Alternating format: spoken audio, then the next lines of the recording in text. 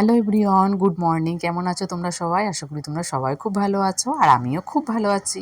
পিয়াসডি ব্লগে তোমাদেরকে সবাইকে আবার অনেক স্বাগত জানিয়ে আজকের থেকে ব্লগটা শুরু করছি। এই যে আজকের আমার হাসি মুখটা দেখছো, এই হাসি মুখটা কিন্তু আজকের দিনই আছে, তারপরে কিন্তু মন খারাপের পালা। কারণটা বলি, আজকে আমরা যাচ্ছি ঘুরতে, তো ঘুরতে গেলে তো একটু সবারই মন ভালো থাকে, তো তাই জন্য আমারও কিন্তু মন ভালো ছিল, কিন্তু এটাও মনে মনে ছিল যে কালকে আমাকে বাড়ি চলে যেতে হবে, সেটাও একটা মনের মধ্যে মন খারাপ ছিল। কিন্তু সেই মনের মধ্যে মন খারাপটাকে আর বাইরে নিয়ে আসেনি। বাইরে যেহেতু গেছি, তো সেখানে খোলা মনে আনন্দ করেছি। তারপরে বাড়িতে আসবো, তারপরে যা হবে সেটা দেখা যাবে পরে। তো আমরা আজকে যাচ্ছি, যেখানে যাচ্ছি সেটা কিন্তু তোমাদেরকে পরেই বলি। তার আগে বলি যে এই রাস্তাগুলো দেখছো, সেই রাস্তাগুলো কিন্তু ছিল না। আমি যখন এই বাড়িতে আসি তখনও কিন্তু ছিল না। মাঝখানে 15টা দিনের মধ্যে যে এত ভালো রাস্তা হয়ে গেছে। আর আমাদের এখানে তো রেল লাইনের উপর দিয়ে আগে যাতায়াত হতো, তো সেখান দিয়ে মানুষের খুব কষ্ট হতো, ভয়ও লাগতো। তো সেই জায়গা থেকে এখন এটা খুব সুবিধা একটা জায়গা হয়েছে, যেটা রেলের নিচ দিয়ে একটা রাস্তা করে দিয়েছে। আর এই রাস্তাটা করাতে সবার কিন্তু খুব সুবিধা হয়েছে। তো যাই হোক, সেসব কথা তোমাদের সঙ্গে পরে একদিন শেয়ার করবো। তো এখানে দেখো আমরা কোথায় আসলাম আজকে, মাসির বাড়িতে। তো মাসি এমনিই ডেকেছিল, পিকনিক করার কথা ছিল, কিন্তু গঙ্গার ধারে এত হাওয়া বইছে, প্রচুর হাওয়া, প্রচুর ঠান্ডা। তো এই জন্য আমরা আর বাইরে যেতে পারিনি। ওই মাসির বাড়ির ছাদেই আমরা পিকনিকটা করেছি। পিকনিক বলা যায় না এটা, বাড়িতেই খাওয়া দাওয়া হয়েছে। সেখানে আমরা পিকনিকের নাম করে যেহেতু এসেছি, তাহলে পিকনিকই বলি। তো এখানে সবাই মিলে খেতে বসে গেছি। আর আজকের মেনু ছিল ডাল, বাঁধাকপির তরকারি, পাঁচ তরকারি, চিকেন, দই, মিষ্টি, পাঁপড়, মানে পিকনিকে যা যা কিছু থাকে তাই তাই ছিল কিন্তু। তো খাওয়া দাওয়া এদিকে আমাদের কমপ্লিট হয়ে গেছে। দুপুরবেলায় অনেকটা রেস্ট নিয়ে তারপরে আমরা আবার এসেছি ঘুরতে। আর এত হাওয়া বইছে, মানে সত্যি কোনো কিছু শোনাই যাচ্ছে না। আর রীতিমতো তো আমরা আধা ঘন্টা থেকে বেরিয়ে চলে এসেছি, মানে প্রচুর ঠান্ডা। আর এখানে আমি ওপর থেকে নেমে আসতে আসতে পড়েই যাচ্ছিলাম, তো খুব তাড়াতাড়ি এই জন্য দৌড়াতে দৌড়াতে আমি নেমেছিলাম। তো এখানে দেখো যে নদীর পাড়ের যে ভিউটা দারুণ লাগছে। তো এখানে দেখো আজ আপনাদের আমি একটা জিনিস দেখাই, যেটা বাংলাদেশ বর্ডারের কাছাকাছি আমরা চলে এসেছি। এই নদী, এই যে পদ্মা নদী, সে পদ্মার ইলিশ আমাদের দিকে যায়। এই পদ্মার মাঝখান থেকে হচ্ছে ওই পাটটায় হচ্ছে বাংলাদেশ। সেটা আমি এখানকার বিএসএফদের সাথে কথা বলে জানতে পারলাম। দেখুন অবস্থা, পদ্মা নদী কী হাওয়া, ওইবার দেখা যায়। সত্যি কি ঠান্ডা, বিশাল ঠান্ডা। গঙ্গার পাড়ে এসছি, ভেবেছিলাম একটু ছবি তুলবো, রিলস বানাবো, সেটা তো আর হলোই না। ঠান্ডার জন্য এখন চলো বাড়ি চলো। অ্যাকচুয়ালি এটা গঙ্গা, এটা হচ্ছে পদ্মা নদী। সত্যি দেখলাম প্রচুর স্রোত, বিশাল ঠান্ডা। আর জলে মনে হচ্ছে কারেন্ট আছে। একটু সব দুবার স্নান করতে এসেছিলাম, তখন দেখলাম। আর হাওয়া তো প্রচুর পরিমাণে আছে। হাতগুলো পুরো ঠান্ডা হয়ে গেছে। তো চলো এখন যা যাক, সন্ধ্যা হয়ে গেছে, বাড়ি যাবো।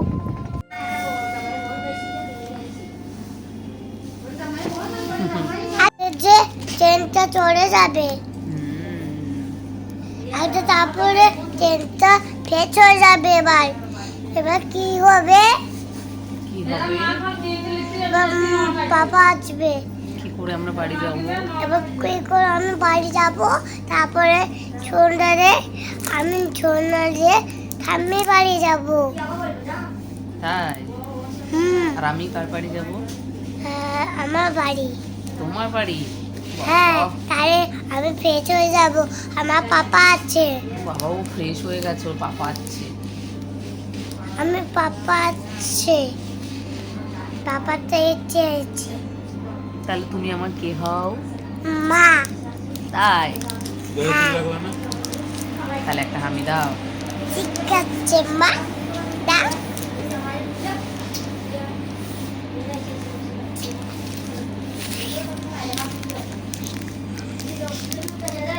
নমস্কার। অবশ্যই। এভরিওয়ান, তো এটা হচ্ছে তার পরের দিনের ভিডিও। তো বাড়ি চলে আসবো বলে মন মেজাজটা একটু ভালো ছিল না, যেহেতু টানা অনেক দিন ছিলাম। তো মনটা খারাপের জন্য কালকে রাতে আর ভিডিও শ্যুট করিনি, আসার সময় তো কোনো ভিডিও শ্যুট করিনি।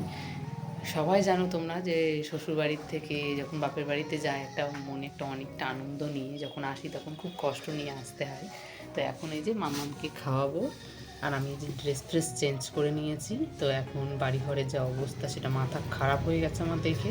তো এসে দেখো মাথাটা তো পুরো খারাপ হয়ে গেছে, মানে তখন যে তোমাদেরকে বললাম। তো দেখো এই যে বিছানাপত্রর এই অবস্থা, মানে ও যে গেছে তো একটু গোছগাছ করে রেখে যাবে, সেটাও করে রাখেনি।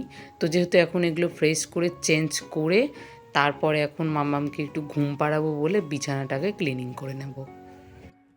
ছেলেরা কিন্তু মেয়েদের মতো এত গুছিয়ে কোনো কাজই করতে পারে না, এটাই হচ্ছে তার প্রমাণ। কারণ আমি যেদিন যাই, আমিও কিন্তু ভোরবেলার ট্রেনেই যাই, তখন কিন্তু আমি বাড়ির সব কিছু গোছগাছ রেখে ঘরটাকে একটু সুন্দর করে গুছিয়ে রেখে তারপরেই যাই। একটা ঘর আমাদের কাছে যতই ছোট হোক আর বড় হোক, যেমনই হোক, আমাদের কাছে সেটা স্বর্গ। তো সেটাই আমরা মনে করি। তো সবসময় আমি আমার ঘরটাকে বেশ ভালো গুছগাছ করে রাখি। মাম্মাম থাকলেও খুব কষ্ট হয়ে যায় আমার, তবুও কিন্তু আমি আমার এই শখের জায়গাটাকে অনেকটা সাজিয়ে গুছিয়ে রাখি। আর ও যেহেতু ভোরবেলা ঘুম থেকে উঠে গেছে, দেরি হয়ে গেছিলো, তো আমি ফোন করেছিলাম বলে কিন্তু ও ঘুম থেকে উঠতে পেরেছে। তো এই জন্য আর বিছানাটা ক্লিনিং করে রেখে যায়নি। তারপরে মা বলল যে সেই দিন যেদিন যাই ও সেদিনই বেড কভারটা পেতেছিল, তো এই জন্য আমি আর চেঞ্জ করলাম না, 2-1টা দিন যাক, তারপরে চেঞ্জ করে নেব। তো ওখানে মামামকে দুপুরবেলা ঘুম পাড়িয়ে দিয়েছিলাম। তারপর ওর পাপা বাড়িতে এসেছে রাতের বেলা, তো শাক নিয়ে এসেছিল। পরের দিন যেহেতু রান্না করব, তার আগে শাকটা কিন্তু সবসময় কাটা যায় না। তো এখন যেহেতু বসেই আছি, মা মেয়ে মিলে টিভি দেখছি, তো ভাবলাম যে চলো রাতের কাজটা একটু রাতে সেরে রাখলে অনেকটা সকালবেলা এগিয়ে থাকবে। তোমাদের দেখে মনে হচ্ছে তো মাম্মাম অনেক কাজ করে। হ্যাঁ গো, মাম্মাম এত বেশি কাজ করে যে আমার একটা কাজের জায়গায় আমার আরও 2টো কাজ বাড়িয়ে দেয়। এখানে আমি শাকগুলো বাছছিলাম আর মাম্মাম কিন্তু প্রচুর বিরক্ত করছিল। সব শাকগুলোকে এলোমেলো করে ছিটিয়ে রেখে তারপরেই গেছে। তো এখানে আবার ও বিরিয়ানি নিয়ে এসেছিল। রাতে আজকের মতো বিরিয়ানি খাওয়া দাওয়া করে ঘুমিয়ে পড়লাম। তো চলো বন্ধুরা, আজকের ভিডিওটি আমি এখানেই শেষ করছি। ভালো লাগলে সবাই একটা করে লাইক করে দিও, কমেন্ট করিও। চলো টাটা।